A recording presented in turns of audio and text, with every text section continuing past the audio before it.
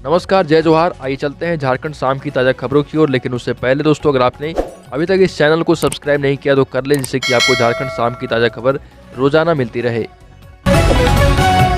पहली बड़ी खबर, आईआईटी धनबाद में 100 प्रोफेसरों की बहाली होगी।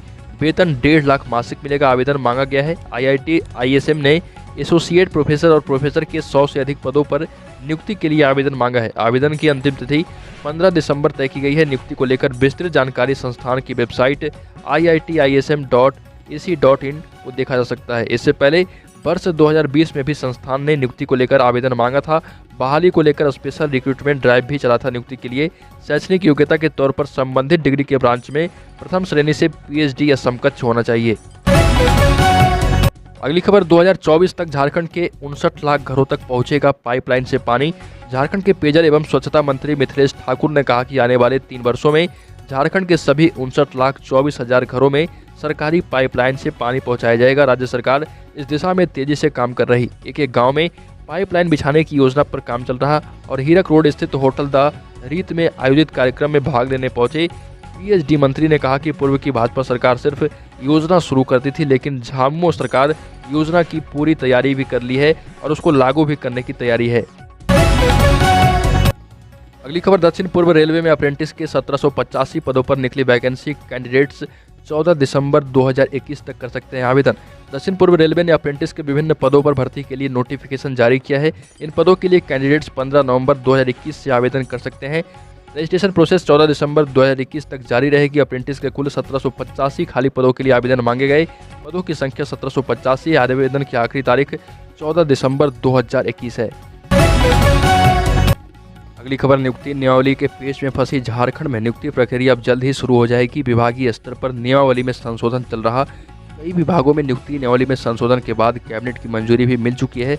इसी बीच झारखंड कर्मचारी चयन आयोग जेएसएससी भी परीक्षा लेने की तैयारी कर रहा। विभिन्न विभागों में होने वाली 30,000 से अधिक पदों में बहाली के लिए जेएसएससी परीक्षा आयोजन के स्वरूप में बदलाव पर विचार कर रहा। परीक्षा संचालन से लेकर रिजल्ट और मेरिट लिस्ट समय पर मिल सके, इसलिए अब जेएसएससी ऑनलाइन परीक्षा लेने की तैयारी भी कर रहा है।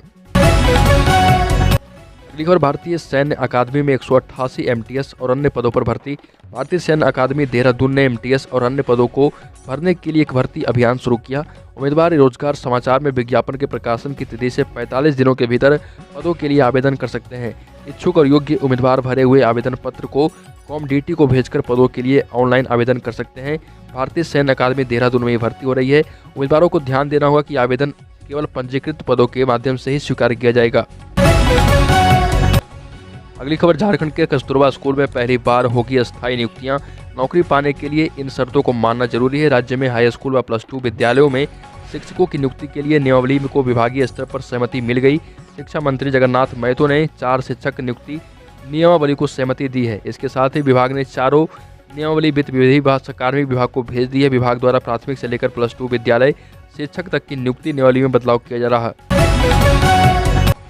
अगली खबर, झारखंड के मुख्यमंत्री हेमंत सोरेन ने कहा कि आयुष्मान भारत योजना का लोगों को ज़्यादा से ज़्यादा फायदा मिले।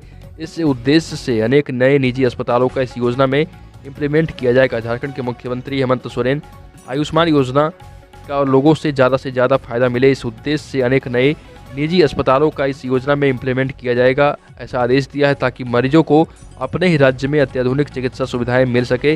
मुख्यमंत्री हेमंत सोरेन ने कहा कि हिल व्यू अस्पताल में trauma and critical care unit का उद्घाटन करते हुए बातें कही है। खबर, झारखंड से मैट्रिक और इंटरमीडिएट करने वाले प्रशिक्षित अभ्यर्थी ही शिक्षक पात्रता परीक्षा में बैठ सकेंगे। वहीं 12 क्षेत्रीय भाषाओं में से किसी एक में क्वालिफाई करने पर ही वो पास कर पाएंगे। शिक्षक पात्रता अन्य राज्यों के अभ्यर्थियों के लिए झारखंड में शिक्षक बनना बेहद मुश्किल हो चुका है। स्कूली शिक्षा और साक्षरता विभाग ने यह प्रावधान शिक्षक पात्रता परीक्षा संशोधित नियमावली में किया है। विधि विभाग की स्वीकृति मिलने पर कार्मिक और फिर कैबिनेट की मंजूरी दिलाई जाएगी। इसके बाद झारखंड एकेडमिक काउंसिल को शिक्षक पात्रता परीक्षा लेने की अधियाचना भेजी जाएगी। अगली खबर, रांची के सेंट्रल जेल में फांसी से झूलता मिला कैदी। बिरसा मुंडा केंद्रीय कारा होटवार में रात करीब 9:45 में हत्या और आर्म्स एक्ट के आरोपी न्यायिक बंदी वीरेंद्र मुंडा ने फांसी लगा ली। वहीं उसके पैर पर बॉल पेन से लिखा हुआ था कि जेलर ने मुझे मर्डर किया है। दूसरी ओर जेलर मोहम्मद नसीम का कहना है कि वो मानसिक रूप से बीमार था, वह कुछ भी कर सकता है। उधर मृतक का मजिस्ट्रेट के समक्ष पुलिस ने पंचनामा किया है। अगली खबर, राज्य में प्रधानमंत्री आवास योजना ग्रामीण के तहत लाभुकों को दी जाने वाली राशि में जल्द ही वृद्धि की जा सकती है। यह वृद्धि 75 से 80 हज़ार रुपये तक हो सकती है, ताकि राज्य में प्रधानमंत्री ग्रामीण आवास योजना के तहत बनने वाले आवासों को और भी ज़्यादा बेहतर बनाया जा सके। यह राशि राज्य सरकार की तरफ से दी जाएगी। बताया जा रहा है कि जिस तरह से मनरेगा में केंद्र से मजदूरों को मिलने वाली राशि के अतिरिक्त राज्य सरकार भी अपनी ओर से प्रति मजदूर 27 रुपये देती है, उसी तरह से पीएम ग्रामीण आवास योजना के तहत लाभुकों को अतिरिक्त राशि देने पर विचार किया जा रहा है। इसके लिए अन्य राज्यों में बनाए जाने वाले पीएम ग्रामीण आवास योजना का अध्ययन भी किया जा रहा। अगली खबर, रांची जिले में नए वोटरों का नाम मतदाता सूची में दर्ज करने और मतदाता पहचान पत्र बनाने के लिए जिले के मतदान केंद्रों पर विशेष कैंप लगाया जाएगा। हालांकि कैंप पर काफ़ी कम संख्या में लोग पहुंचे हैं। मोराबादी स्थित रेड क्रॉस में बनाए गए बूथ पर कुछ लोगों ने आकर फॉर्म लिया और पूछताछ की। अन्य केंद्रों पर भी इक्का दुक्का लोग ही पहुंचे हैं। अगली खबर, झारखंड में 6ठी से 12वीं तक की कक्षाएं 4 की जगह 6 घंटे चलेगी। स्कूली शिक्षा एवं साक्षरता विभाग ने 6ठी से 12वीं तक की कक्षाएं 4 की जगह 6 घंटे तक चलने का प्रस्ताव आपदा विभाग को भेजा है। साथ ही 5वीं तक की कक्षा को भी शुरू किए जाने का आग्रह किया गया। विभाग का तर्क है कि अधिकतर राज्यों में सभी कक्षाएं खुल चुकी है, वहां की स्कूलों में बच्चे भी आ रहे हैं, ऐसे में 1ली से 5वीं तक की कक्षा खुलनी चाहिए। विभाग ने स्कूलों के लिए नई समय सारणी जारी की है। इसे देखते हुए विभाग ने 6ठी से 12वीं तक की कक्षाओं को 6 घंटे तक चलाने का प्रस्ताव दिया है।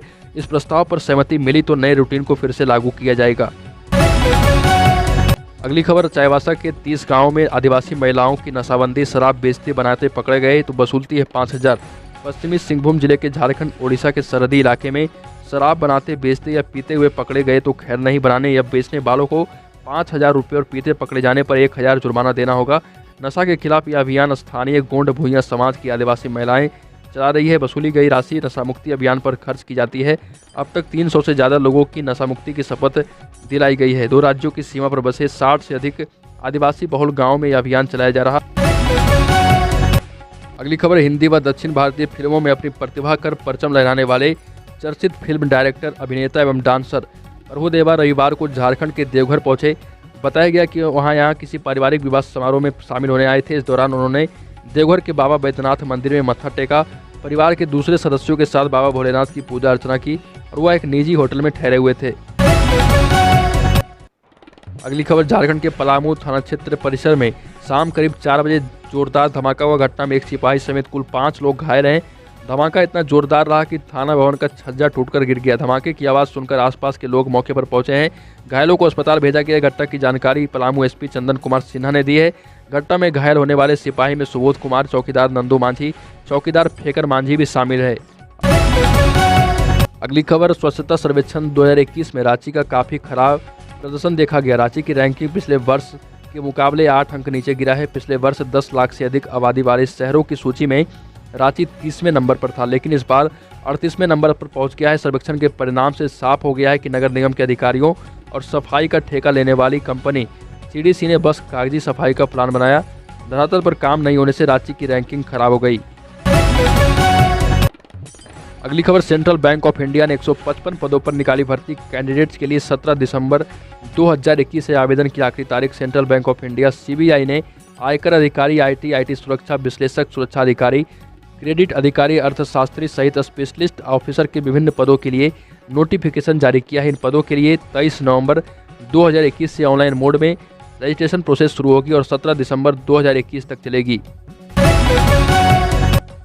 अगली खबर, हिंद महासागर क्षेत्र में चीन की बढ़ती मौजूदगी का मुकाबला करने के लिए भारतीय नौसेना ने अपनी निगरानी क्षमता को बढ़ाने का प्लान तैयार किया।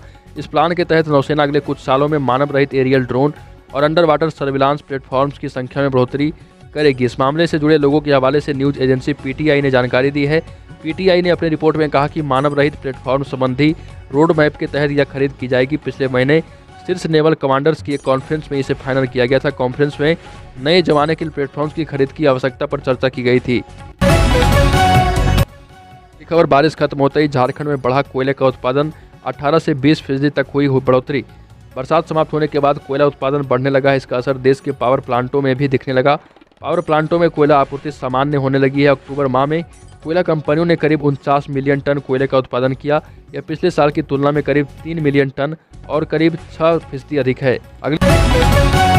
बड़ी खबर, झारखंड में सरकार की नियोजन नीति, भाषा विवाद आदि मुद्दों पर चर्चा कर रणनीति बनाएगी भाजपा प्रदेश कार्य समिति की बैठक 23 नवंबर को होगी और प्रदेश अध्यक्ष दीपक प्रकाश बैठक की अध्यक्षता करेंगे। यह जानकारी प्रदेश महामंत्री डॉक्टर प्रदीप शर्मा ने दी है और बताया गया कि बैठक प्रदेश कार्यालय से सेमी वर्चुअल तरीके से होगी। बैठक में भाजपा के राष्ट्रीय महामंत्री एवं प्रदेश के प्रभारी सांसद दिलीप सैकिया मुख्य अतिथि होंगे। क्षेत्रीय संगठन महामंत्री नागेंद्र भी मौजूद होंगे। खबर, झारखंड में स्कूलों का संचालन अगले महीने दिसंबर से सामान्य रूप से जाएगा। राज्य सरकार इसकी तैयारी कर रही है। आपदा प्रबंधन सचिव की अगली बैठक में प्राथमिक स्कूलों में ऑफलाइन पढ़ाई शुरू करने के साथ साथ स्कूलों की सभी कक्षाओं को पूरी अवधि तक पठन पाठन की मंजूरी मिल जाएगी और वर्तमान में 6ठी से 12वीं तक की क्लास ऑफलाइन चल रहे। साथ ही छात्र छात्राओं के पठन पाठन की अवधि 4 घंटे ही रखी गई है। तो दोस्तों, झारखंड शाम की ताज़ा खबरों में अभी के लिए इतना ही। अगर आपने अभी तक इस चैनल को सब्सक्राइब नहीं किया तो कर लें, जिससे कि आपको झारखंड की शाम की ताज़ा खबर रोजाना मिलती रहे।